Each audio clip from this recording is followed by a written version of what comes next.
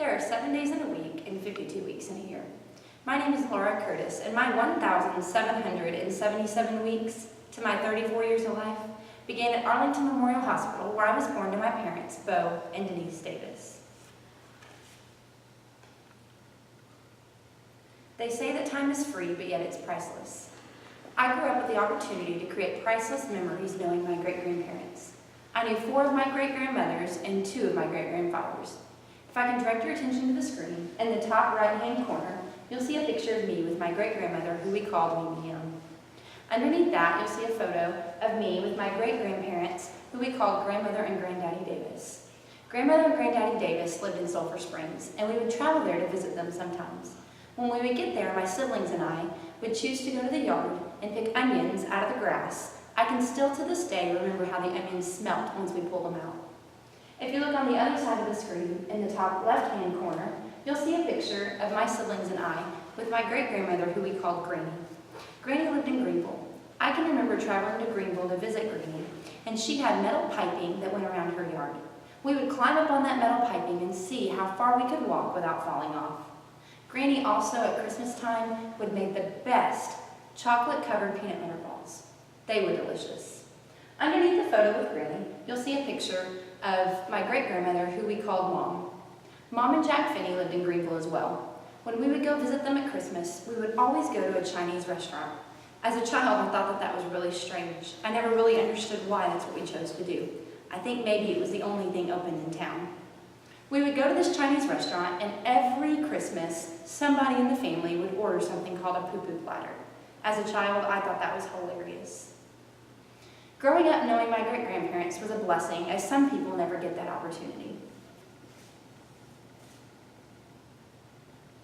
They say you can't own time, but you can use it.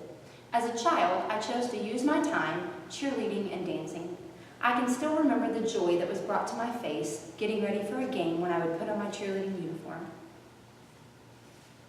In addition to cheerleading and dancing, I loved spending time with my family.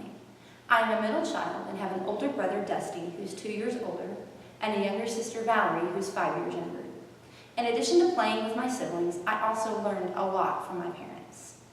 My parents taught me not only with their words, but also with their actions, how to love people well. They taught me to put others first and to truly be a servant.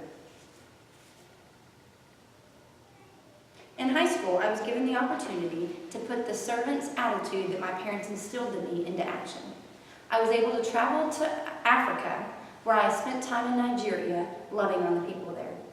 Later in life, I was given the opportunity to travel to Russia, where I was able to share the gospel of Jesus Christ with those that lived there. They say that you can't keep time, but you can spend it. I currently spend my time raising 3 beautiful children. Luke, who is 10, Lance, who is 6, and Lindsay, who is 4. Anyone who has children knows that that's a full-time job. In my spare time, I don't have much. I spend serving alongside my husband, who's a minister at Sagamore Baptist Church. If you look at the photos that I chose for this slide, you'll see one of my husband graduating from seminary. Seeing him graduate has been a catalyst for me to go back to school. Seeing him finish what he started 10 years ago, his dedication and his determination and not giving up has motivated me to finish what I started at Stephen F. Austin in the fall of 2002. In conclusion, I would like you to know that the time spent in your past has shaped your present, and the time spent in your present shapes your future. It doesn't matter how long you live, but it matters how you live. In my 1,777 weeks of my life, I've learned a lot. I've learned not to judge others. My parents have taught me to be kind and to be a servant. I hope that learning a little bit about me has helped you to ask yourself how you're living your life.